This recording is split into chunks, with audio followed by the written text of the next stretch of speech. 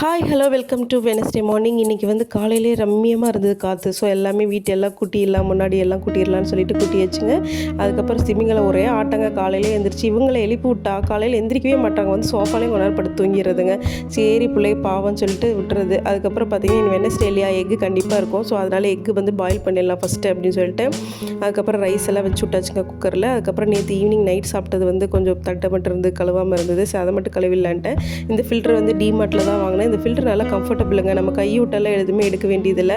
So நீட்டாக எல்லாம் clean பண்ணிக்கலாம். ஸோ ஹேண்ட் வாஷ் எல்லாம் பண்ணிவிட்டு அடுத்து சமையல் வேலை ஆரம்பிக்கலான்னு பழைய சாதம் இருந்து அது புளி சாதம் செய்யலாம் சொல்லிட்டு ஸோ அதுக்கு முதல்ல அதே எண்ணெயில் கொஞ்சமாக ஊற்றி வத்தலை வறுத்தெடுத்தாச்சு. ஸோ அந்த எண்ணெயிலே மீதிலேயே தாளித்து விட்டாச்சுங்க. தாளித்து விட்டுட்டு நம்ம ஊற வச்சு நைட்டு ஊற வச்சு அந்த அரிசி இருக்கு இல்லையா, அது அந்த அரிசி சாப்பாடு இருக்கு இல்லையா, அந்த சாப்பாடு பழைய சாதத்தை வந்து நீங்கள் அப்படியே நல்லா கையிலே எடுத்து நல்லா புளிஞ்சு வந்து நீங்கள் போட்டுடலாங்க. நிஜமாகவே சூப்பராக இருக்கும். நான் நார்மலாக மோஸ்ட்லி பார்த்தீங்கன்னா உங்களுக்கே தெரியும், பழைய சாதத்தில் தயிர் சாதமும் காலையில் புளி சாதம் கிண்டி சாப்பிட்ருவோம். ஹஸ்பண்ட் வந்து பீட்ரூட்டை வந்து இதில் ரோலரில் போட்டு இழுத்து கொடுத்தாங்க. ஏன்னா பீட்ரூட் வந்து கத்தியில் வெட்டி எடுக்கிறதுக்கு லேட் ஆகும். நான் தான் நீங்கள் போங்க ஒயிட் ட்ரெஸ் போட்டிருக்கீங்க வேண்டாங்கன்னு சொல்லிட்டு அனுப்பிவிட்டுட்டேன். சரி அப்படின்னு சொல்லிட்டு அப்படியே வந்து பீட்ரூட் பொரியலுக்கு தாளிச்சு விட்டாச்சுங்க. தாளிச்சு விட்டதுக்கப்புறம் அது பாட்டுக்கு பாயில் ஆகிட்டு இருந்தது.